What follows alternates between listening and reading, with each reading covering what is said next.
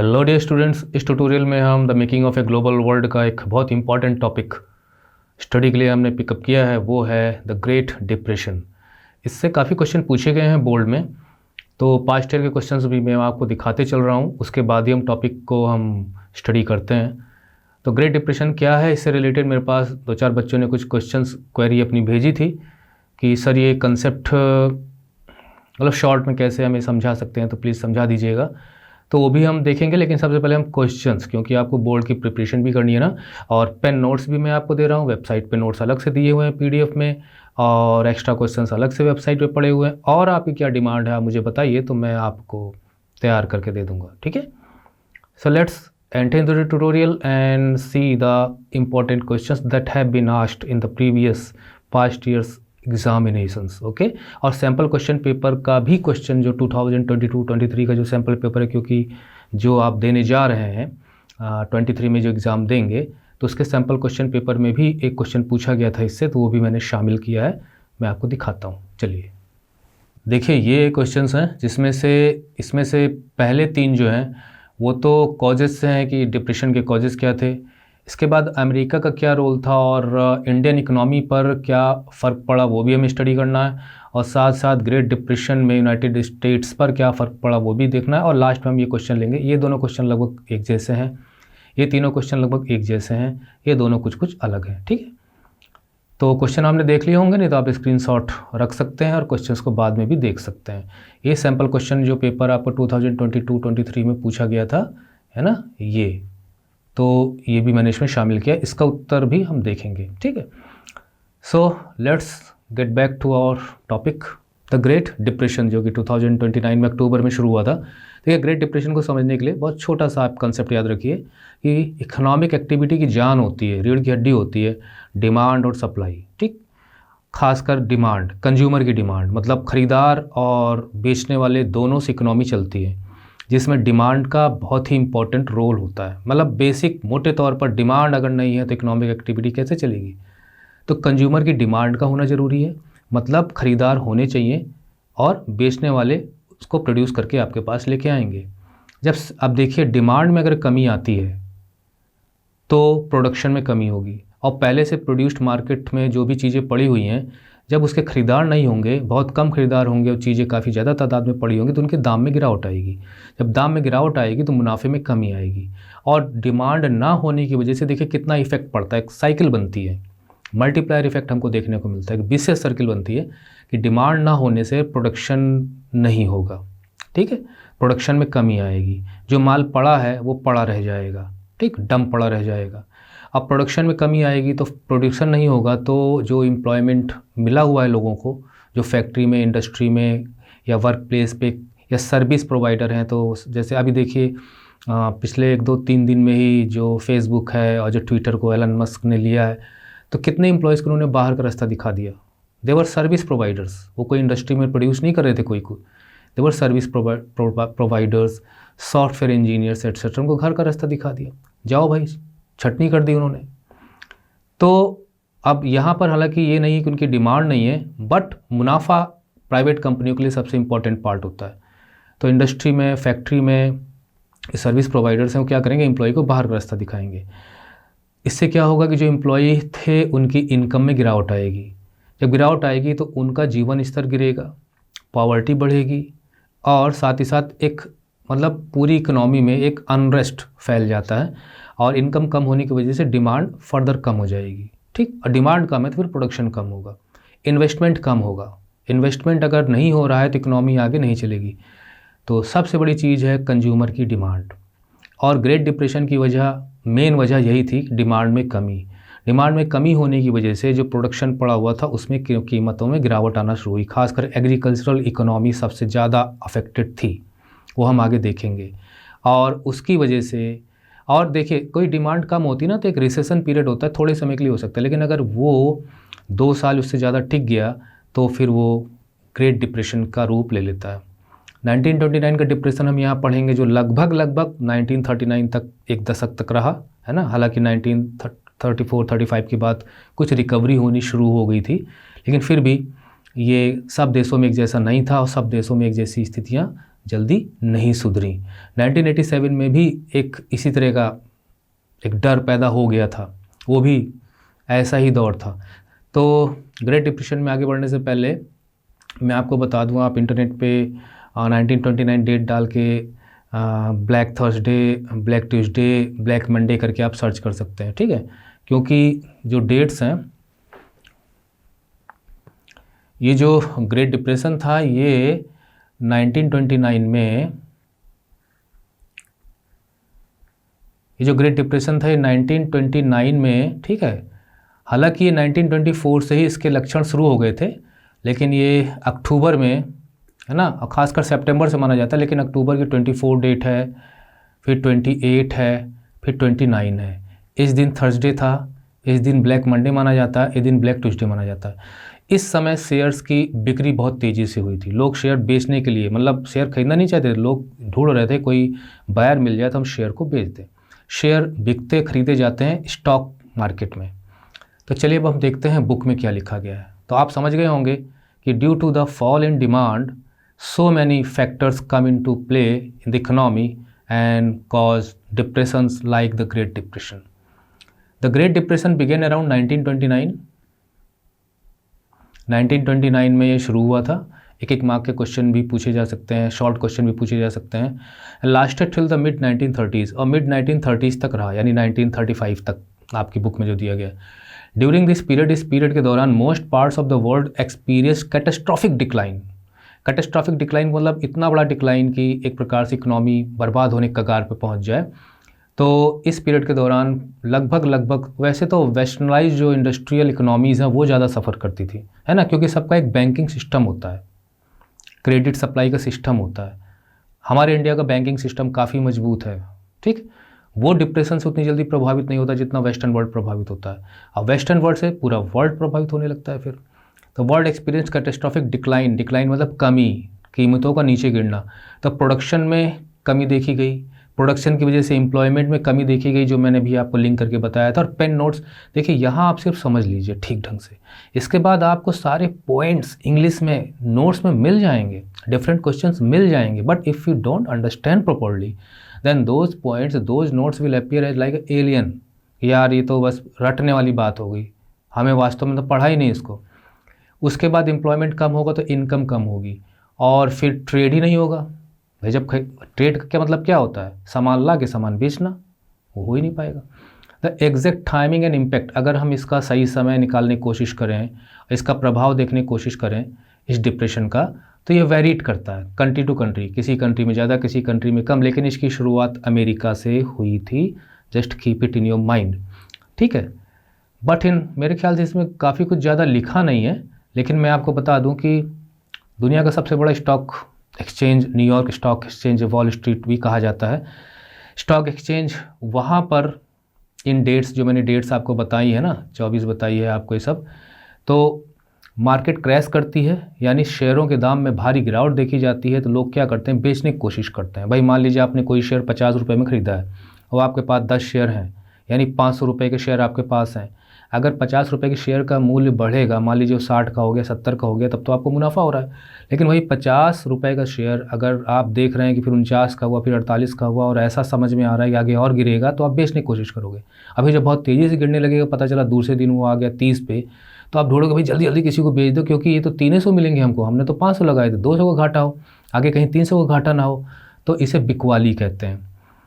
और stock market जहाँ पे शेयर्स खरीदे और बेचे जाते हैं। तो हर कंट्री में एक जैसा असर नहीं था, यानी हर जगह मार्केट क्रैश इस तरह नहीं करी थी। अब जैसे न्यूयॉर्क का मार्केट क्रैश करता है तो लंदन स्टॉक एक्सचेंज भी क्रैश करता है, फिर इस तरह से पूरे विश्व में। But in general agriculture regions, लेकिन अगर हम सामान्य तौर पे देखें कि कौन सा क्षेत्र, कौन सा सेक्टर सबसे ज़्यादा प्रभावित हुआ था, तो वो था एग्रीकल्चरल रीजन्स, जहाँ की इकनॉमी एग्रीकल्चर पर डिपेंड करती है ज़्यादातर। एंड कम्युनिटीज़, यानी किसान, कम्युनिटीज़ मतलब एग्रीकल्चरल कम्युनिटीज़, किसान या खेत से संबंध रखने वाले, वर द वर्स्ट अफेक्टेड। ठीक, सबसे ज़्यादा अफेक्टेड कौन थे, agricultural communities, agriculture regions. This was because the fall in agriculture price, उसका कारण था कि एग्रीकल्चर के प्राइजेज में फॉल देखा गया। थोड़ा सा डिस्टर्बेंस होता है, मैंने आपको बताया था कि कुछ भुनगे हैं या मॉस्किटोज़ यहाँ वहाँ से चले आते हैं। This was because the fall in agriculture prices was greater, क्योंकि एग्रीकल्चर प्राइसेस में जो है गिरावट काफ़ी ज़्यादा देखी गई। चलिए, एंड मोर प्रोलॉन्ग, काफ़ी लंबे समय तक रही, then the prices of industrial goods. तो इंडस्ट्रियल गुड्स के प्राइसेस में दाम में उतनी कमी नहीं देखी गई जितना एग्रीकल्चरल गुड्स में देखी गई, यानी एग्रीकल्चर प्रोडक्ट्स में दामों में गिरावट ज़्यादा थी। और जब ज़्यादा गिरावट होगी तो किसानों को उनकी लागत भी नहीं मिल पाएगी, ठीक है। इंडस्ट्रियल गुड्स में कम थी, हालांकि वहाँ भी गिरावट देखी गई, तो इंडस्ट्रियल गुड्स में कम थी। देखिए, हमने जो पिछला जो पार्ट पढ़ा था इसमें mass production and mass consumption, है ना। देखिए, ये जो टॉपिक था आपका rise of mass production mass consumption, ये मैंने पिछले ट्यूटोरियल में आपको बताया था। और वहाँ हमने देखा था कि यहाँ पर एक जो ख़रीदारी थी वो हायर परचेज सिस्टम के हिसाब से थी, है ना। देखिए, कहीं मिलेगा आपको हायर परचेज सिस्टम, ये रहा हायर परचेज सिस्टम। यानी जो आज आप देखते हो कि हम चीज़ों को ख़रीदते हैं और इंस्टॉलमेंट में पे करते हैं, वो सिस्टम एक नया नया शुरू हुआ था उस समय, तो लोग खूब खरीदारी कर रहे थे। यानी consumers were buying a lot and building their houses, house construction का वर्क, उसमें इन्वेस्टमेंट, डिमांड बढ़ रही थी क्योंकि एम्प्लॉयर्स की इनकम अच्छी खासी थी उस वक्त, जिसकी वजह से इन्वेस्टमेंट अच्छा खासा इकोनॉमिक एक्टिविटी में हो रहा था, कैपिटल इन्वेस्टमेंट। तो ये जो कंज्यूमर की प्रॉस्पेरिटी थी, यानी they were easily affording the things because they did not have to pay all the sum in at one time, they could pay in weekly और मंथली इंस्टॉलमेंट, जो कि आज भी है, ऑनलाइन शॉपिंग में चलता है, EMI जिसे आप कहते हो। तो उसकी वजह से लोगों ने काफ़ी लोन ले रखा था। लोन कौन देता है? बैंक देगी, या भाई आप पब्लिक से लोन ले सकते हो। लेकिन जब आपकी इनकम गिर जाएगी तो आप लोन कहाँ से पूरा करोगे? जब आप लोन नहीं दोगे तो एक भाई इकोनॉमी में एक अनरेस्ट, एक हलचल तो मच जाएगी ना। बैंक का मुनाफा क्या होता है? आपने इकोनॉमिक्स में पढ़ा होगा, बैंक का मुनाफा वही होता है जो वो लोन प्रोवाइड करता है, क्रेडिट सप्लाई करता है, उस पर जो उसको ब्याज मिलता है। लेकिन पता चला कि जो है बैंक इनकम, उदाहरण के लिए मान लीजिए 100 रुपये है, उसने 80 रुपये क्रेडिट पे दिया हुआ है, 20 रुपये उसने अपने पास रखा जिसे डिपॉजिटर्स को देता है। अब पता चला कि 80 रुपये जो लोन दिया गया है वो लोन वापस ही नहीं हो पा रहा, तो बैंक चल पाएगा? Just keep these things in your mind and दस, मतलब कुछ आप खुद भी एक्सप्लोर करिए अपने माइंड में आइडियाज़ कि डिप्रेशन कितने कितने गेम खिलाया होगा उसने। तो ये हो गया। The depression was caused by the combination of several factors. अगर हम डिप्रेशन का कारण पूछें, मतलब कॉज पूछें, तो कई सेवरल फैक्टर्स थे, इसमें एक दो दिए गए हैं। We have already seen how fragile, fragile का मतलब होता है बड़ी नाजुक, बड़ी कमज़ोर, बड़ी जल्दी टूट जाए।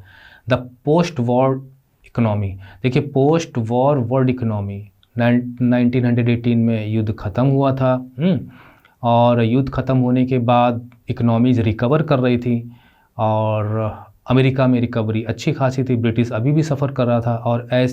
और फिर जब अमेरिका ने जब कैपिटल एक्सपोर्ट करना शुरू किया, सारी चीज़ें आपकी बुक में बता रहा हूँ जो पिछले ट्यूटोरियल मैंने आपको बताया था, तो वर्ल्ड इकोनॉमी को भी फ़ायदा हुआ।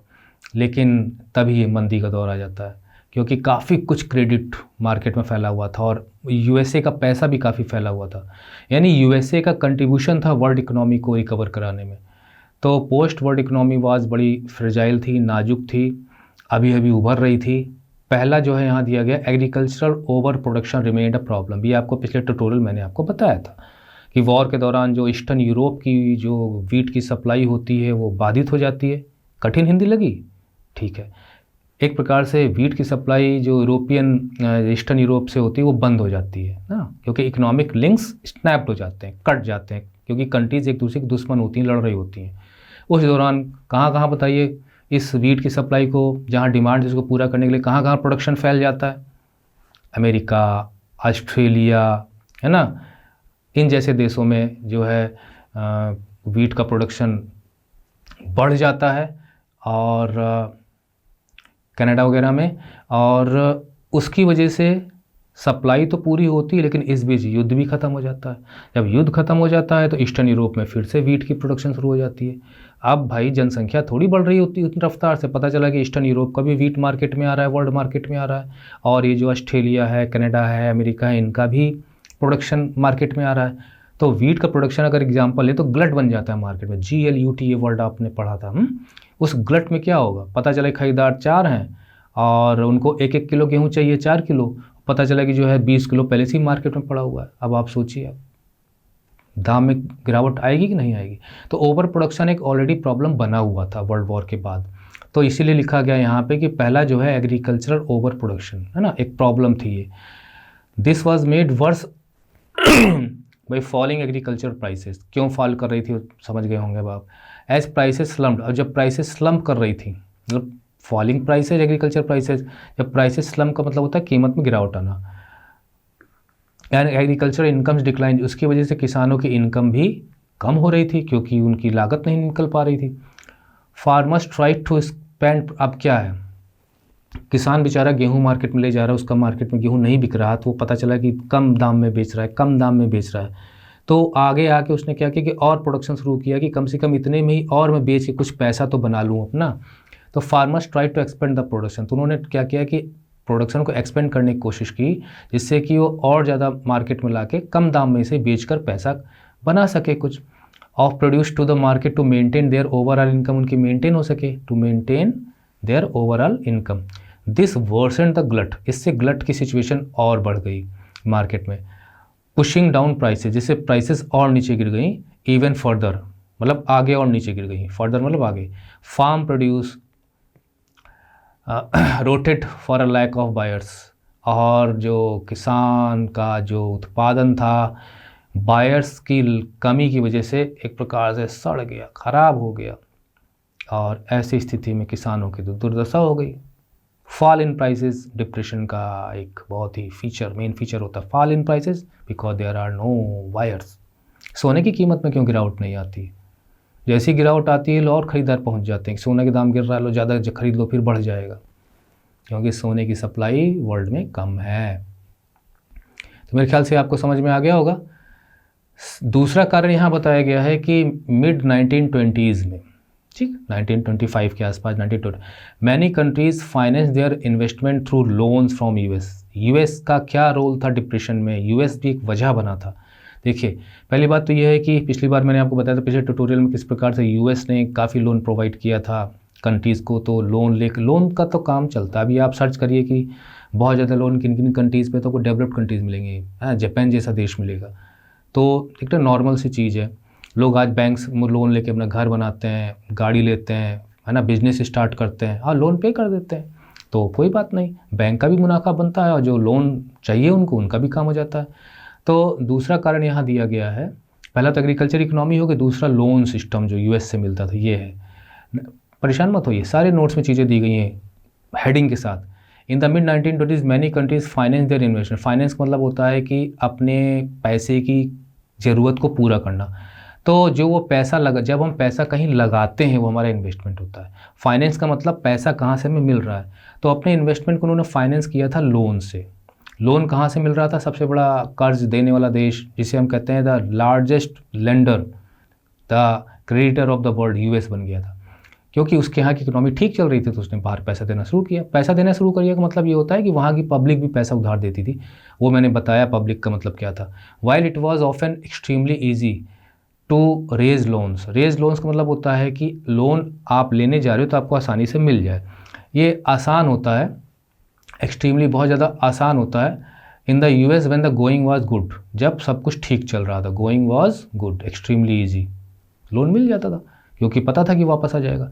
यूएस ओवरसीज लेंडर्स पैनिक्ड, अब देखिए जो यूएस के ओवरसीज लेंडर्स थे, ओवरसीज लेंडर्स मतलब जो दूसरे देशों में उधार दे रहे थे। अब देखिए यूएस तो लगभग समुद्र से कटा हुआ, अटलांटिक महासागर इधर, प्रशांत महासागर उधर, पैसिफिक ओशन, तो बाकी कंट्रीज तो ओवरसीज ही हो जाएंगी। पैनिक्ड मतलब मन में घबराहट आना, डर जाना। At the first sign of trouble, जब उन्हें धीरे धीरे देखिए साइन मिलने लगे थे कि शेयर के प्राइसेस में गिरावट आना, ज़्यादा गिरावट आना, बढ़ोतरी कम होना, तो ये सब जब महामंदी के साइन को सिग्नल मिलने लग गए तो इनमें घबराहट फैल गई, तो इन्होंने लोन देना बंद कर दिया। अब देखिए यहाँ पे आंकड़े दिए गए हैं, डेटा दिए गए हैं। In the first half of 1928 के फर्स्ट हाफ में, आप समझ लीजिए फर्स्ट हाफ मतलब फर्स्ट 6 मंथ में, जनवरी से लेके आप जून तक समझ लीजिए, US overseas loans amounted over 1 billion, लगभग 1 बिलियन का लोन मार्केट में था, ठीक, 28 जनवरी से जून समझ लीजिए। ईयर लेटर, एक साल बाद, यानी आप समझ लीजिए कि 29 जून 29 a year later it was 1/4, सिर्फ चौथाई रह गया। मतलब अगर 100 रुपये लोन मार्केट में था 28 में, तो 29 में वो सिर्फ 25 रुपीज़ रह गया। क्यों? क्योंकि यूएस के लोग ये लोन देने को तैयार नहीं थे, यूएस से लोन सप्लाई नहीं हो रहा था, उन्हें डर था कि लोग लोन चुका नहीं पाएंगे क्योंकि इकनॉमी में कुछ गड़बड़ होने वाली है। कंट्रीज दैट अब जो लोन पे ही आधारित हैं, अब उन्हें लोन नहीं मिलेगा तो कैसे चलेंगे? जिनकी इकनॉमी की सांस लोन है, कैसे चलेंगे कंट्री? अब देखिए हमारे, अब चूँकि किसी देश का नाम नहीं लेना चाहिए, बहुत से देश ऐसे हैं जिनको अमेरिका और चाइना लोन दे के चला रहे हैं। अभी श्रीलंका का आपने हालत देखा था, क्या था? अगर आप न्यूज़ में नज़र रखते होंगे, भारत ने 2-2, 3-3 बिलियन डॉलर दे के किसी तरह उसको बचाया और सपोर्ट किया। अब किसके कर्ज तले जबा? चाइना के। मतलब these are the predator economies, पैसा दे दे के उधार दे दे के ऐसी हालत कर देते कि वो देश फिर उधार चुका नहीं पाता, तो फिर उनके यहाँ कब्जा करना शुरू करते हैं, उनके पोर्ट पर, उनकी ज़मीन पर, उनकी इकनॉमी पर, उन अपनी शर्तों पे काम कराते हैं। तो बहुत ही इम्पॉर्टेंट, बहुत इंटरेस्टिंग है इकनॉमिक्स। बस आप थोड़ा सा ध्यान दीजिए, जैसे पॉलिटिकल साइंस, आप थोड़ा इंटरेस्ट लीजिए, मज़ा आ जाएगा आपको। तो countries that depended crucially on US, तो वो देश जो यूएस पर डिपेंड करते थे अपने लोन के लिए, यूएस लोन दे नहीं रहा। Now faced an acute crisis, acute मैंने घोर, बहुत संकट का सामना करना पड़ा उन्हें, लोन नहीं मिल रहा, क्या किया जाए? ब्रिटेन भी उसमें शामिल था। द विड्रॉल ऑफ, अब देखिए जब यूएस लोन का विड्रॉल हुआ, मतलब यूएस एक तो लोन दे नहीं रहे थे, प्लस वो कॉल बैक कर रहे थे कि भाई जिन्होंने लोन लिया हमें चाहिए, हमें वापस दो हमारा पैसा, ऐसा ही तो होगा। The withdrawal of US loans affected much of the rest of the world. तो देखिए ये भी कारण है, द लोन, पहले तो आप एग्रीकल्चर इकोनॉमी में जो गलत था उसको आपने कारण देखा, दूसरा जो कारण है वो सीधा सीधा यूएस के लोन सिस्टम से जुड़ा हुआ है। The withdrawal of US loan, जो यूएस लोन्स का जो विड्रॉल हो रहा था, एक तो दे नहीं रहे थे, वापस मांग रहे थे कर्जा अपना, इसने पूरे रेस्ट ऑफ द वर्ल्ड को प्रभावित किया। हालांकि अलग अलग तरीके से, दो in different ways. In Europe it led to the, अब यूरोप अलग अलग तरीके से हर देश को प्रभावित किया, ठीक। इसमें यूरोप का उदाहरण दिया गया, यूरोप में तो सारे के सारे देश आ जाएंगे। तो इन यूरोप में क्या फ़र्क पड़ा? It led to failure of some major banks, जो मेजर बैंक्स थे वो फेल हो गए। फेल बैंक्स तब होते हैं जब डिपॉजिटर्स को पैसा नहीं दे पाते हैं, अपना लोन नहीं रिकवर कर पाते हैं, दिवालिया घोषित हो जाते हैं, दिवालिया, bankrupt. And the collapse of currencies, currencies भी कलेप्स करने लग गई।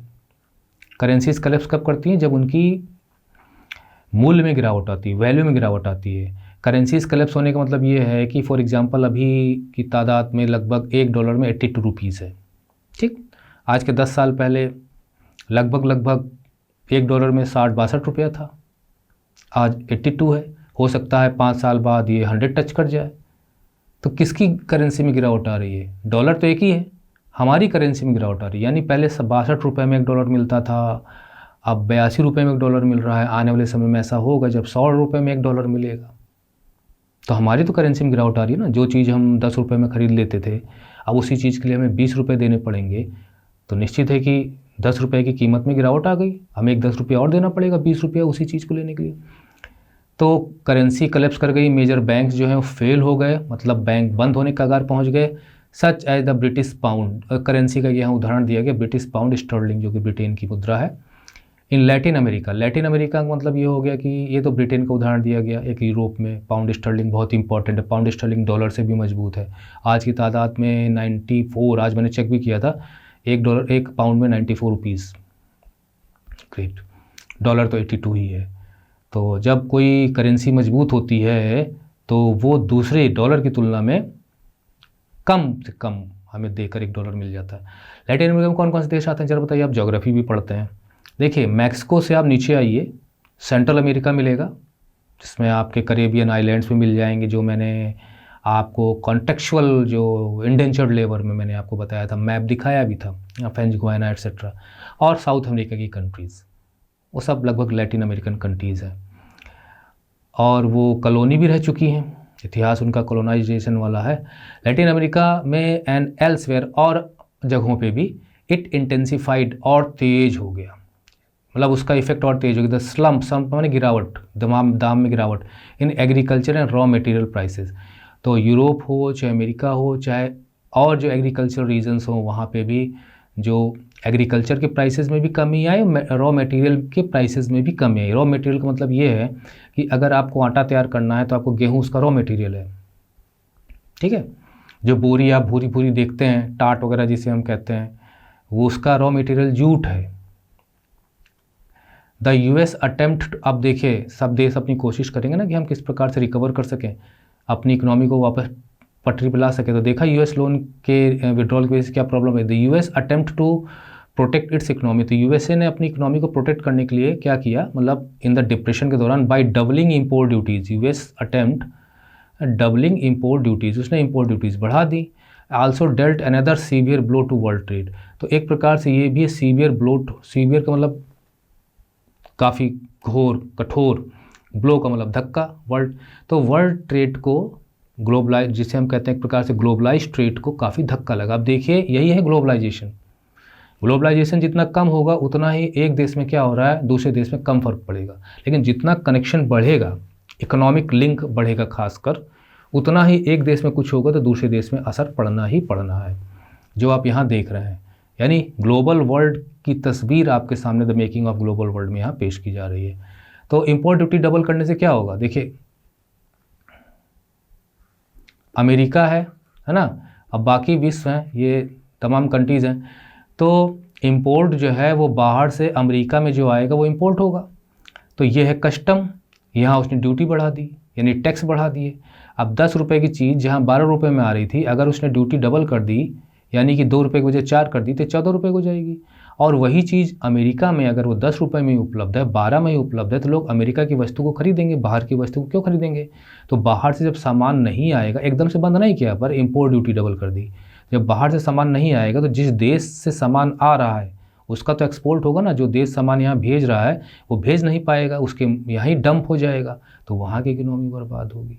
और अमेरिका में किसी एक देश से सामान तो जाता नहीं था, और देशों से भी जाता था। ऐसा तो हर जगह है ना। अभी जैसे अरब के मुल्क हैं, ईरान है, ये सब, रशिया है, अभी ऑयल सप्लाई बंद कर दें तो क्या इंडिया में गाड़ियाँ चल पाएंगी? तो ये भाई देखिए यूएसए कितना इम्पोर्टेंट प्लेयर तब भी था और अब भी है। यही फर्स्ट वर्ल्ड वॉर के बाद ये सब निकल के आए, खासकर 19वीं सेंचुरी में। The US was also the industrial country. अच्छा, यूएस एक इंडस्ट्रियल कंट्री थी, मतलब औद्योगिक देश था।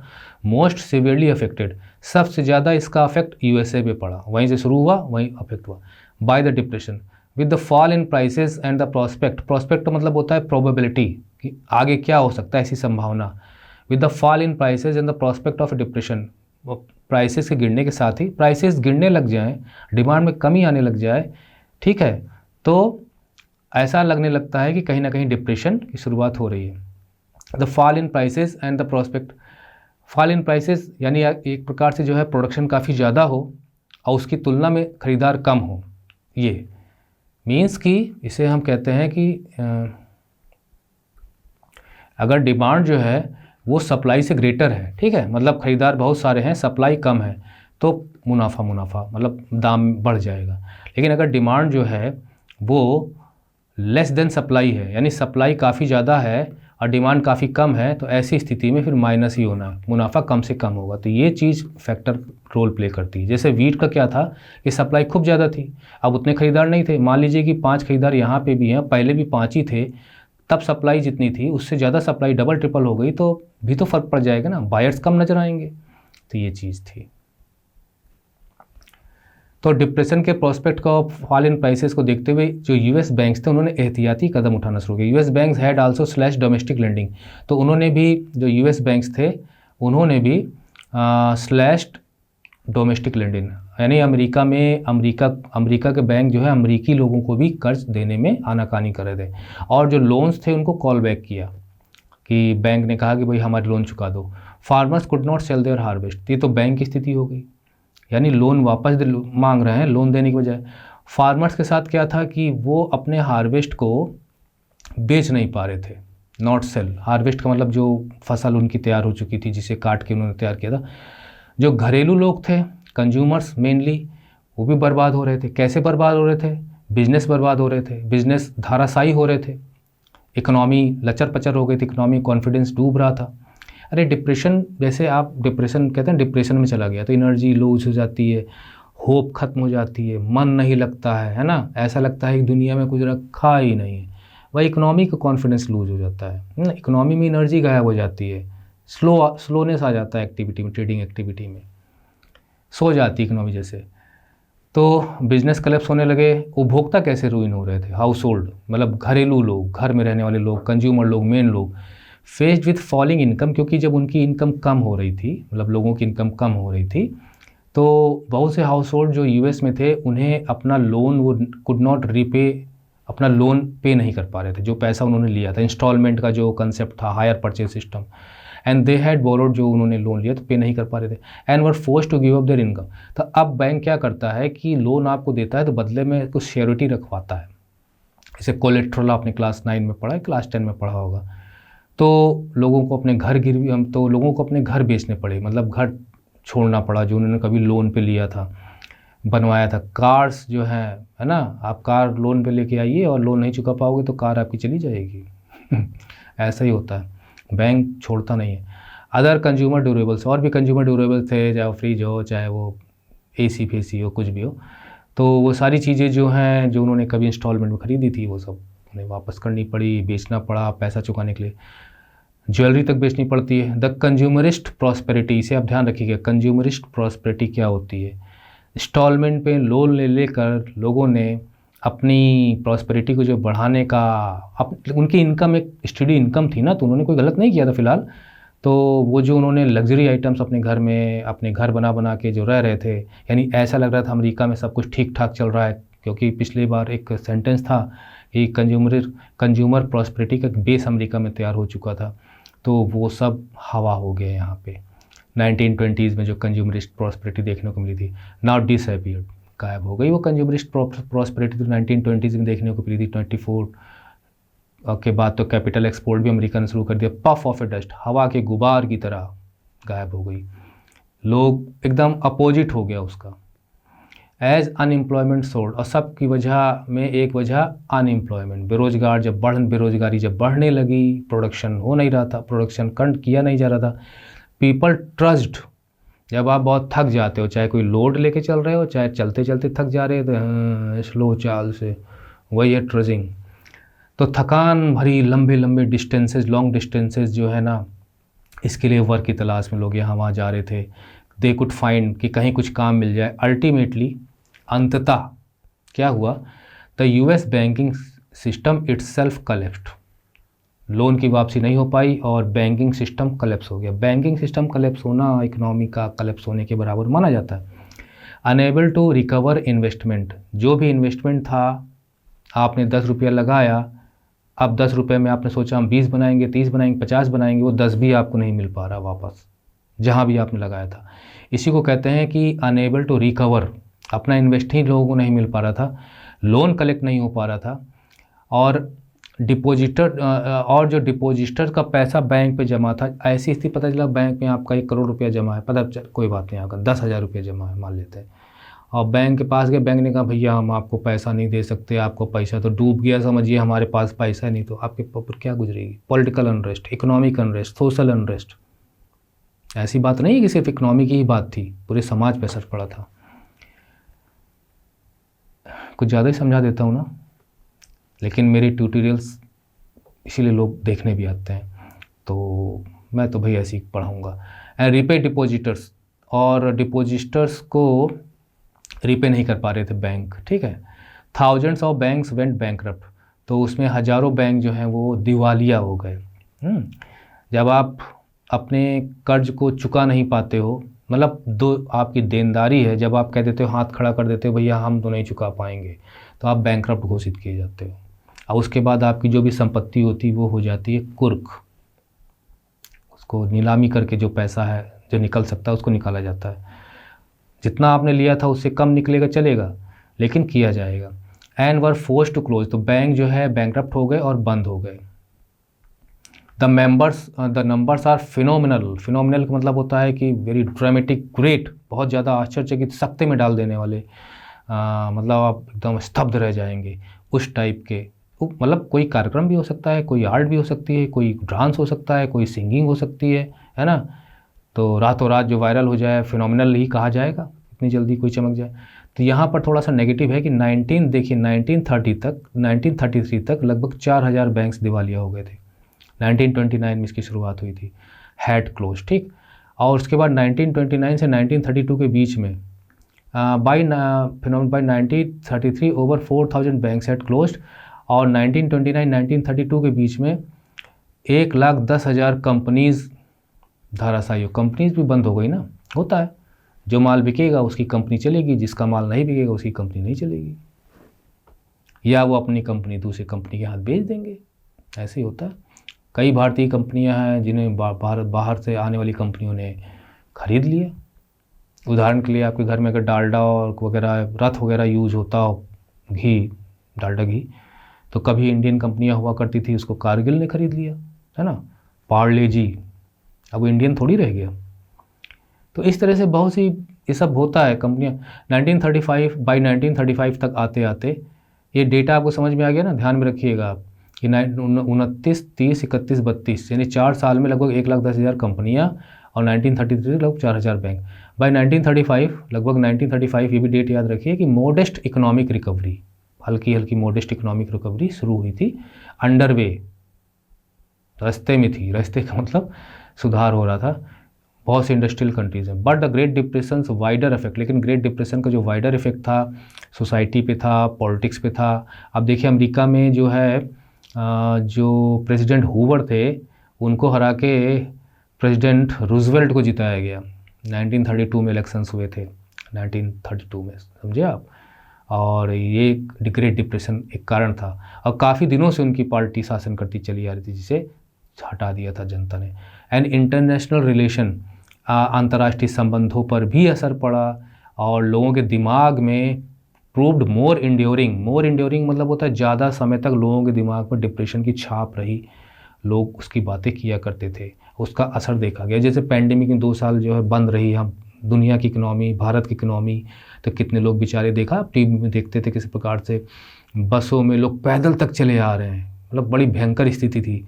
तो भारत की इकनॉमी भी तबाह, एक प्रकार से इनकम, रेलवे नहीं चल रही है, एयरपोर्ट्स बंद हैं, बाज़ार में जो लोग ठेला लगाते थे, डेली का कमाया करते थे, सब के ऊपर तहस नहस बड़ा। कई लोग तो अभी तक उभर नहीं पाए, अभी तक उसका असर है। तो ये चीज़ें। इसके बाद हमारा दूसरा टॉपिक है India and the great depression, इसको हम जल्दी से ख़त्म करते हैं। If you look at the impact of depression on India, we realise how integrated global economy. अगर हम इंडिया पर इसका इम्पैक्ट देखें तो पता चलेगा कितनी इंटीग्रेटेड है ग्लोबल इकोनॉमी। इंटीग्रेटेड मतलब कितनी इकोनॉमी जुड़ी हुई है, कहाँ अमेरिका, कहाँ भारत पर असर हो गया, क्योंकि कनेक्शन दोनों के बीच में, और 2 देशों के बीच में कनेक्टिविटी ग्लोबलाइजेशन का एक एग्जाम्पल है। Had become by the early 20th century, तो ग्लोबल इकोनॉमी 20th सेंचुरी तक कितनी ग्लोबलाइज्ड हो चुकी थी उसका पता चलता है। द ट्रिमर्स, जब भूकंप आता है तो जो तरंगे उठती हैं, कपकपाहट होती है, उसे ट्रिमर कहा जाता है।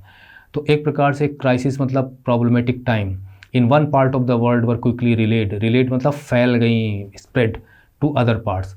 तो ग्लोबलाइज्ड इकोनॉमी की वजह थी कि एक देश में, एक वन पार्ट ऑफ दुनिया के किसी एक कोने में संकट होता है, कपकपाहट होती है कुछ, उसका असर दुनिया के दूसरे हिस्सों में भी पहुंच जाता है। अफेक्टिंग लाइफ्स, उसमें जीवन तबाह होते हैं, असर पड़ता है, इकनॉमीज़ पे असर पड़ता है, और सोसाइटीज़ पे दुनिया भर में असर पड़ जाता है। अभी यूक्रेन और रशिया का वॉर चल रहा है अभी, तो अब देखिए दोनों में युद्ध हो रहा है, जो सप्लाई है वो टूट गई थी, तो दोनों ने आपस में कंप्रोमाइज़ किया, एक समझौता किया कि भाई ठीक है, हम फूड सप्लाई को बाधित नहीं करेंगे, वो चलती रहेगी, जिससे लोगों को खाने पीने की समस्या ना आए। दोनों लड़ भी रहे हैं, but they had to do this.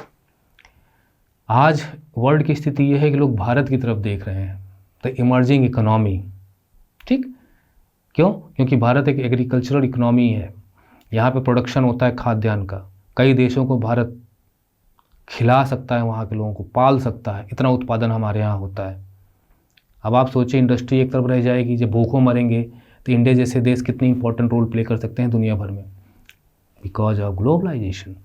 In the 19th century, as you have seen, जैसा कि 19th सेंचुरी में आपने देखा था, colonial India had become an exporter. मतलब अभी तो देखिए, एक minute the 19th century, as you have seen, colonial India had become an exporter. आप देखिए 1929 में, मतलब इंडिया तो आज़ाद नहीं हुआ था, ब्रिटेन गवर्नमेंट का शासन था यहाँ पे, तो भारत जो है एक्सपोर्टर था एग्रीकल्चरल गुड्स का, ये आपने देखा था, ठीक है, रॉ मटेरियल वगैरह बेच रहा था, क्योंकि आपने देखा कॉटन टेक्सटाइल वगैरह तो ब्रिटेन की वजह से चौपट हो रही थी, जो वीविंग कम्युनिटी थी। लेकिन ड्रामेटिक इंक्रीज़ हमें एक्सपोर्ट में देखने को मिला था। किस में एक्सपोर्ट में देखने को मिला था? एग्रीकल्चरल गुड्स में देखने को मिला था, रॉ मटेरियल में देखने को मिला था। अगर याद आ रहा है तो, नहीं याद आ रहा है तो जाके ट्यूटोरियल आप देख लें। एन इम्पोर्टर ऑफ मैन्युफैक्चरर, और वो एक प्रकार से मैन्युफैक्चरर्स का इम्पोर्टर बन गया था, मतलब एग्रीकल्चर यानी खेत में उत्पन्न होने वाली चीज़ों को वो बाहर भेजता था, जिसमें इंडिगो था, आप एक बहुत ही मेन आइटम था, है ना। तो ये सारी चीज़ें मैंने आपको बताई थी। तो वो और मैन्युफैक्चरर्स का मतलब जो चीज़ें इंडस्ट्री में फैक्ट्री में बन के आ रही हैं वो इंडिया में आती थी, अब इंडिया से बाहर देशों में export to agriculture. The depression immediately affected Indian trade, तो इस डिप्रेशन से इंडियन ट्रेड भी अफेक्ट हो गया। सीधी सी बात है, एग्रीकल्चर इकोनॉमी पे सब ज़्यादा असर पड़ा था, तो निश्चित है कि असर पड़ना ही पड़ना है। India's exports and imports nearly halved, मतलब एक्सपोर्ट भी प्रभावित हुआ और इम्पोर्ट भी प्रभावित हुआ। अब यहाँ डेटा दिए गए हैं कि हैव हार्ड बिटवीन 1928 और 1934 के बीच में आधा हो गया, वही जो डिप्रेशन का लगभग दौर था। एज इंटरनेशनल प्राइसेस क्रैश्ड, मतलब अंतर्राष्ट्रीय जब दाम कम हुए, prices in India also plunged, plunge मतलब तो एकदम धाराशायी डूब गई पर, यहाँ की कीमतों में काफ़ी गिरावट आई। Between 1928 1934 wheat price in India fell by 50%, यानी अगर गेहूँ उस समय 1 रुपये किलो बिक रहा होगा तो उस वक्त इतना महंगा थोड़ी रहा होगा, तो 50 पैसे किलो हो गया। किसान की लागत कहाँ निकलेगी? अभी जब थोड़ा खाद्य जो गेहूँ, थोड़ा आलू महंगा बिक रहा है, काफ़ी महंगा हो गया और ये सारी चीज़ें महंगी हो रही हैं, तो जो इसका उत्पादन कर रहे हैं एक प्रकार से एग्रीकल्चरल इकोनॉमी में काम करने वाले लोगों को फ़ायदा हो रहा है, जो इसे खरीद रहे हैं उन्हें वो महंगा लगता है, तो निश्चित रूप से सरकार को गाली देते होंगे, लेकिन जो उत्पादन करके बेच रहा है वो तो खुश होता होगा। तो यही है, क्या है, ऐसी मुस्कुराहट नहीं चाहिए जो किसी की आंसुओं की कीमत पे हो। Do not want and we do not want to wear support a smile which is based on the tears of someone else. Peasants and farmers suffered more than urban dwellers. यहाँ एक क्वेश्चन बनता है, वैसे तो मैं आपको question दिखा चुका हूँ कि जो किसान थे, ठीक, और दूसरी बात शहरों में रहने वाले जो लोग थे, अर्बन डेवलपर्स थे, फैक्ट्री में काम करते थे, डिफरेंट ऑफिसेज में काम करते थे, सर्विस में काम करते थे, सर्विस प्रोवाइडर्स थे, तो अर्बन डेवलपर्स, ठीक है। अर्बन डेवलपर्स और फार्मर्स, पीजेंट्स एंड फार्मर्स की दशा में अंतर था कि जो फार्मर्स थे उन्हें ज़्यादा सहन करना पड़ा, अर्बन डेवलपर्स को उतना सहन नहीं करना पड़ा। Though agriculture prices fell sharply, agriculture prices काफ़ी तेज़ी से गिरी। The colonial government refuse to reduce revenue demands, लेकिन जो रेवेन्यू डिमांड्स थी वो कॉलोनियल गवर्नमेंट ने रिफ्यूज़ कर दिया कि हम तो उसे कम नहीं करेंगे। रेवेन्यू डिमांड का मतलब होता है लगान, किसानों से लगान वगैरह लिया जाता था, तो जब ऐसी स्थिति आती है तो लगान माफ़ कर दिया जाता है या काफ़ी कम कर दिया जाता है या टाल दिया जाता है। लेकिन किसानों से एक प्रकार का टैक्स जो लिया जाता था वो गवर्नमेंट ने रिड्यूस नहीं किया, यही अत्याचार था। Peasants producing for the world market were the worst hit, तो एक प्रकार से किसान जो दुनिया भर के मार्केट में प्रोड्यूस कर रहे थे they were the worst hit, peasants worst hit, ठीक। भारत में कंसीडर जूट प्रोडक्शन, यहाँ पे जूट प्रोडक्शन का एक एग्जाम्पल दिया है, कंसीडर जूट प्रोडक्शन, ठीक है। बंगाल जूट प्रोडक्शन के रूप में काफ़ी फेमस है, इंडस्ट्रीज़ वहाँ है।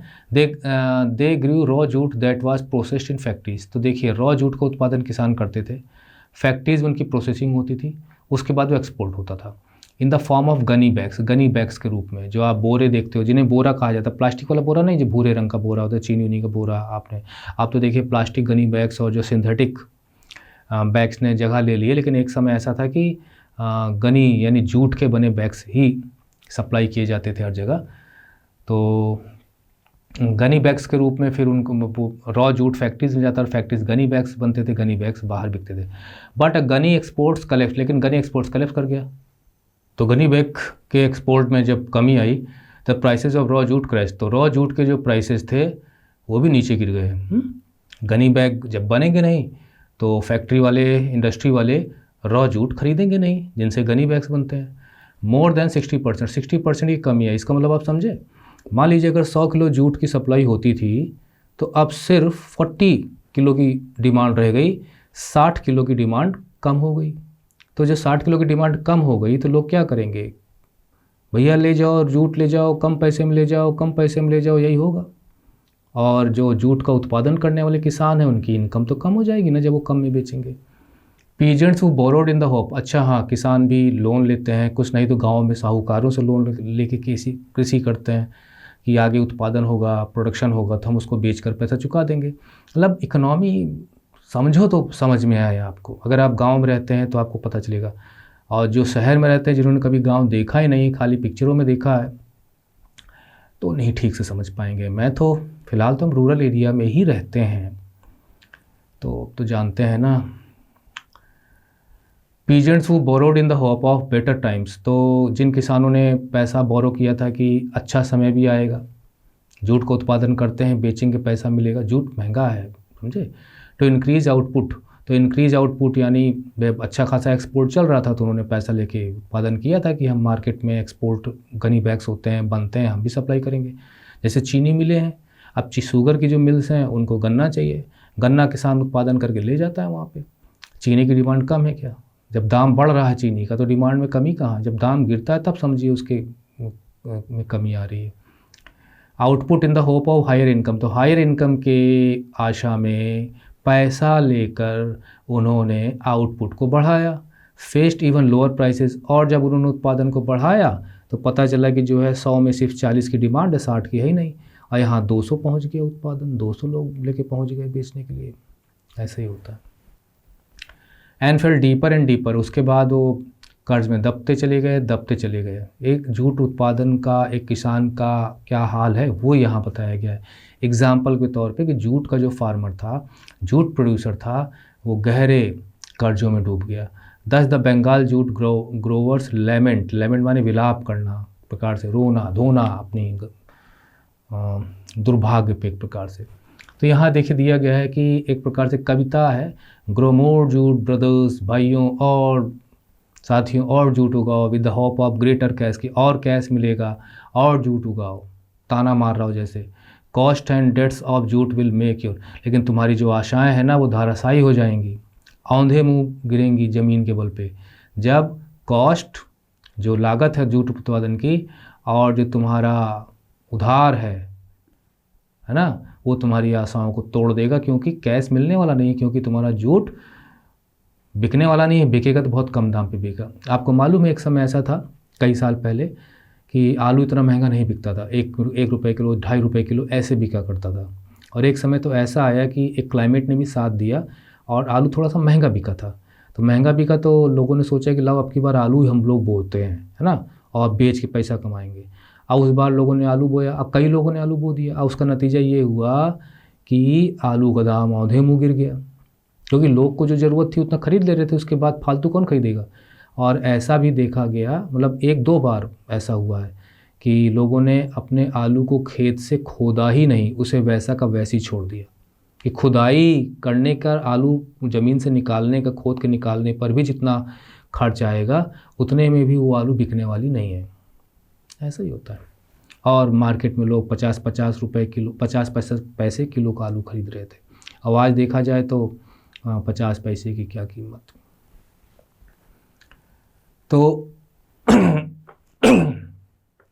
आशाएं धराशायी, when you have spent all your money, और जब तुम अपना सारा पैसा खर्च कर डालोगे, और and got the crop of the ground, और क्रॉप को यानी जो फसल को तुम ग्राउंड से निकालोगे, मतलब फसल को तैयार कर लोगे पूरी तरह से। ट्रेडर्स सिटिंग एट होम, जो एक्सपोर्ट करने वाले उनसे रिलेटेड जो ट्रेडर्स हैं वो घर में बैठे हुए हैं। विल पे ओनली ₹5 अमाउंट, यहाँ पे मन है, एक मन का मात्र 5 किलो ही वो देंगे। एक मन में कितना किलो होता है उसे आप जाके ढूंढिए। तो ये यहाँ दिखा गया। अक्रॉस इंडिया, मतलब पूरे भारत में, पीजेंट्स इंडेटेडनेस इंक्रीज, जो पीजेंट्स का जो कर्ज है वो बढ़ता चला जा रहा था। They used up their savings, अब देखिए उन्होंने यूज्ड अप का मतलब पूरी की पूरी सेविंग्स जितनी भी उनकी थोड़ी बहुत रही होगी उसे ख़त्म कर डाला। मोर्गेज्ड लैंड्स, जो ज़मीन थी उसे गिरवी रख दिया, है ना, गिरवी रख कर कुछ पैसा लिया होगा उन्होंने, नहीं तो अपना जो ज्वेलरी होती उसे गिरवी रख कर पैसा लेते हैं। और जब वो उस पैसे को वापस नहीं कर पाते तो जिसने पैसा दिया था वो खेत अपने नाम करवा लेता है। भैया किसानों का बहुत गरीबी भी है, बहुत अमीरी भी है, समझो तो दिल दुखता है। And sold what ever jewellery, और जो भी उनके पास थे जेवर वगैरह, वो 2 गज ज़मीन, नहीं सॉरी 2 बीघा ज़मीन, एक फ़िल्म है आप देखिए, आर्ट फिल्म एक जैसी लगेगी, बहुत पुरानी है, आपको तो मार धाड़ वाली फिल्में पसंद नहीं आएंगी, तो उसमें आपको पता चलेगा। एंड प्रीसियस मेटल्स, जो भी उनके जो कीमती उनके पास नगीने पत्थर वगैरह थे, सब बेच बाच के पैसा उन्होंने लिया और घर चलाने की कोशिश की। हैड टू मीट माने ज़रूरतों को पूरा करना, अपने खर्चों को पूरा करने के लिए ऐसा उन्होंने किया। इन दीज डिप्रेशंस, होता है ऐसा। मुझे एक बार गिफ्ट में घड़ी मिली थी, मैं एक जगह काम करता था, वो घड़ी की कीमत ज़्यादा थी, लेकिन मैं थोड़ा सा बुरे दौर से गुजर रहा था, घर से बाहर था, और मुझे वो घड़ी बेचनी पड़ी 1 हफ्ते के अंदर अंदर, और 350 रुपया मुझे मिला था। आज तक याद है, तकलीफ़ होती है, ऐसा होता है। इन दीज डिप्रेशन ईयर्स के दौरान India became an exporter of precious metals. लेकिन एक चीज़ थी, इंडिया से इस समय जो कीमती पत्थर का मतलब भाई नगीने भी होते हैं ना, और मेटल्स भी होते हैं या गोल्ड वगैरह, तो India became an exporter of precious metals का एक्सपोर्ट करता था इस वक्त, खासकर गोल्ड का। आप गोल्ड जानते हैं इकोनॉमी को बड़ा मजबूत करता है। एक समय गोल्ड स्टैंडर्ड एक्सचेंज रेट को तय करता था।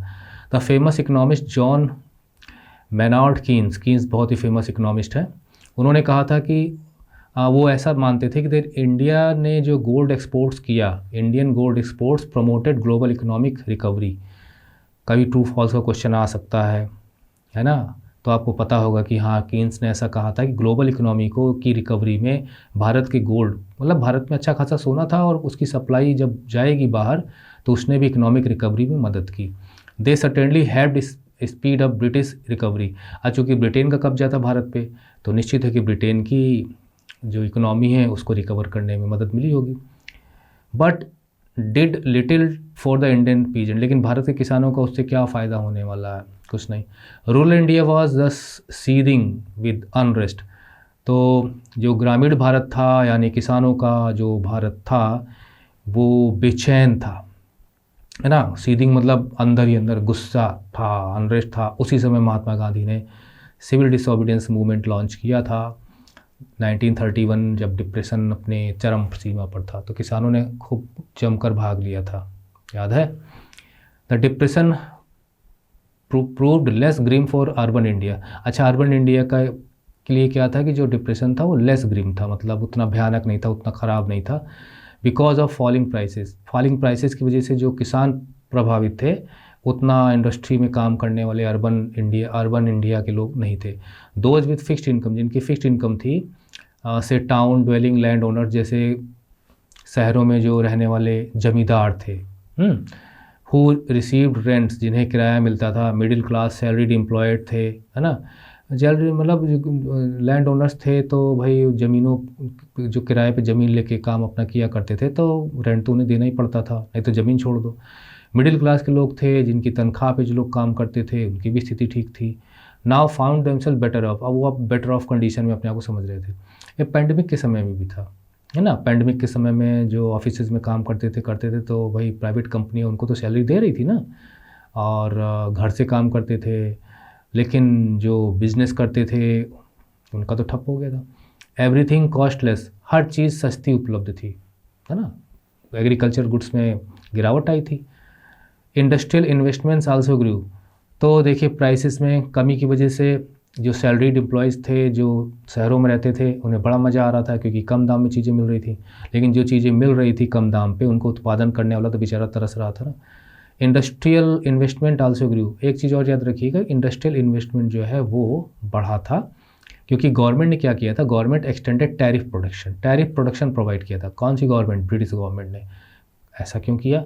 To industries under the pressure of the nationalist opinion, Bharat में बड़ा गुस्सा था इन ब्रिटेन को लेके कि ब्रिटिश गवर्नमेंट कुछ कर नहीं रही है भारत के लोगों की हालत सुधारने के लिए, तो उनके दबाव में आके नेशनलिस्ट ओपिनियन के दबाव में आके, यानी जो राष्ट्रवादी हमारे जो लीडर्स थे उनके प्रेशर में आके उन्होंने टैरिफ प्रोडक्शन हमारी इंडस्ट्रीज़ को दे दिया था। टैरिफ प्रोडक्शन का मतलब ये है कि जो बाहर से इंपोर्ट आएगा, जैसे अमेरिका ने डबल ड्यूटी कर दी थी, तो या तो वो चीज़ भारत में आ नहीं पाएगी, आएगी तो इतना टैक्स लगा देंगे कि महंगी हो जाएगी, जिससे कि भारत के जो उद्योग हैं वो पनप सके। तो भारत की इंडस्ट्रीज़ को ग्रो करने का मौका मिला। वैसे भी फर्स्ट वर्ल्ड वॉर से ही भारत में इंडस्ट्री का ग्रोथ देखने को मिला था, क्योंकि ब्रिटेन लग गया था वॉर में बिजी हो गया था। इसके बाद जो रीबिल्डिंग इकोनॉमी है वो तो हम बाद में देखेंगे। अब हम देख लेते हैं इसके पेन नोट्स, फिर उसके बाद हम उसके क्वेश्चन आंसर देखेंगे। ये है ग्रेट डिप्रेशन 1929-1935, और वास्तव में देखा जाए तो ये 1939 भी आपको पढ़ने को मिलेगा, क्योंकि रिकवरी यहाँ से शुरू हो गई थी, इसलिए ऐसा दिया गया। तो ये मैंने आपके लिए जो कुछ भी हमने पढ़ा है उसको डिफरेंट हेडिंग के तहत मैंने आपको दिया है, किस प्रकार से डिक्लाइन देखने को मिलता है, production, employment, income, trade, import export से होता है, और इसके पीछे जो मुख्य कारण था वो डिक्लाइन इन कंज्यूमर डिमांड और फॉल इन प्राइसेस। ठीक, इससे एग्रीकल्चर सेक्टर से भी ज़्यादा प्रभावित था, एग्रीकल्चर प्राइसेस काफ़ी गिर रही थी, मोटा मोटा ये दे दिया गया। उसके बाद देखिए कॉजेज ऑफ डिप्रेशन यहाँ हमने बताया है। पहला कारण जो एग्रीकल्चर ओवर प्रोडक्शन था और ये सारी चीज़ें, और उसके बाद विड्रॉल ऑफ लोन्स जो यहाँ दिया गया है, फिर ये सारी चीज़ें, यूएस का जो कुछ था और जो पॉइंट बन सकते थे वो है। यूएसए पे क्या इफ़ेक्ट पड़ा, वो सारे पॉइंट यहाँ दिए गए हैं, आप इनको वीडियो रोक के आप देख सकते हैं, है ना। इसके बाद India and the great depression, India पर क्या इफ़ेक्ट पड़ा वो चीज़ें मैंने यहाँ लिखी हैं, आप देख सकते हैं। बंगाल जूट ग्रोइंग का भी केस मैंने यहाँ लिखा हुआ है, और उससे क्या हुआ यहाँ पे दिया गया है, और ये सारी चीज़ें जो भी मैंने आपको बताई वो सारी दी है। अर्बन डेवलपर्स पे क्या इफ़ेक्ट था, ये रहा। इंडस्ट्री का क्या इफ़ेक्ट था, ये रहा। रीबिल्डिंग वर्ल्ड इकोनॉमी, ये हमारा अगला टॉपिक होगा। तो मेरे ख्याल से नोट्स आपने देख लिए होंगे, आप इनका स्क्रीनशॉट ले सकते हो। ये है, बाकी वेबसाइट पे भी नोट्स दिए गए हैं, आप वेबसाइट से भी नोट्स ले सकते हैं। ठीक है, ये इसके बाद मैं कोशिश करूंगा कि जब ये चैप्टर समाप्त हो जाता है तो मैं इसका पीडीएफ बनाकर आपको वीडियो डिस्क्रिप्शन में और वेबसाइट पे प्रोवाइड करने की कोशिश करूंगा। ठीक, तो अब आते हैं क्वेश्चन देख लेते हैं। ये क्वेश्चंस थे, अब इनके आंसर्स देखते हैं। देखिए ये जो कारण थे ग्रेट डिप्रेशन के वो ये दिए गए हैं। मेरे ख्याल से आप वैसे वेबसाइट पे भी आंसर आपको मिल जाएंगे, कहीं कहीं आपको एक से ज़्यादा आंसर एक क्वेश्चन के मिल जाएंगे। ठीक है, तो ये इसका आंसर है। दूसरा क्वेश्चन मेरे तो कारण हो गया, और जो आपके सैम्पल पेपर है 2022-23 का, तो उसमें ये क्वेश्चन दिया गया था, और ये इसका आंसर जो है सीबीएसई बोर्ड ने प्रोवाइड किया है। और जो टीचर्स जो कॉपी चेक करते हैं उन्हें इस तरह के आंसर दिए जाते हैं, और कहा गया है कोई भी 2 पॉइंट बच्चा लिखे तो आप उसे 2 नंबर दे दीजिएगा, 2 नंबर क्वेश्चन है। लेकिन यही क्वेश्चन आपसे बड़ा भी पूछा जा सकता है, समझे आप। इसके बाद जो क्वेश्चन है वो ये है कि explain why economy of USA was strong in the early 1920s में काफ़ी स्ट्रॉन्ग थी इकोनॉमी, कंज्यूमरिस्ट प्रॉस्पेरिटी जिसे हम कहते हैं। Would you agree that the roots of the great depression, यानी ग्रेट डिप्रेशन की जड़ अमेरिका के इस बूम में थी, मतलब वहाँ जो प्रॉस्पेरिटी काफ़ी फैली हुई थी, इंस्टॉलमेंट स्कीम पे लोग बूम कर रहे थे, वहाँ की इकोनॉमी फल फूल रही थी, लोग खरीदारी कर रहे थे खूब, जो डिमांड थी कंज्यूमर की इंस्टॉलमेंट स्कीम की वजह से। तो क्या वो कहीं कारण था, तो जी हाँ, हमने लिखा है मास प्रोडक्शन कंजम्पशन को यहाँ कारण बताया है। इसके बाद describe the impact of great depression Indian economy, Indian economy क्या प्रभाव पड़ा, वो सारी चीज़ें हैं, आप देख लीजिए। किस प्रकार से टाउन डेवलपर्स का भी बताया है, और एक्सपोर्टर ऑफ मेटल बन गया था, ये सारी चीज़ें। इसके और भी आंसर आपको बुक में आपको वेबसाइट पर मिल जाएंगे। इसके बाद ये क्वेश्चन है कि यूनाइटेड स्टेट्स पे क्या फ़र्क पड़ा था। देखिए यहाँ पे 3 पॉइंट दिए गए हैं, मतलब कि अगर आप छोटा क्वेश्चन आंसर लिखने के लिए आता है तो आप ये लिख सकते हो, नहीं तो इसका जो अगला क्वेश्चन है वो भी इसी से मिलता जुलता है, और ये आंसर इसके लिखे जा सकते हैं। बाकी जो मैंने नोट्स में दिया है वहाँ से भी आंसर आप निकाल सकते हो। तो अब इन क्वेश्चंस को अगर मैं एक्सप्लेन करूं तो निश्चित है कि काफ़ी टाइम लग जाएगा। हाँ, अगर मुझे नोट सीरीज़ का वीडियो बनाना होता तो मेरे पास मैटर तैयार है, मैं बना सकता था। ठीक है, तो इसके बाद तो कुछ नहीं है, हाँ समाप्त है। तो कोई क्वेरी आपके मन में हो तो मुझे डायरेक्टली भेजो, और आप ग्रुप में भी डाल सकते हो इस चीज़ को। एंडिंग दिस ट्यूटोरियल है, see you in the next tutorial with the rebuilding of war economy, जो भी टाइटल है उसके साथ। Bye bye.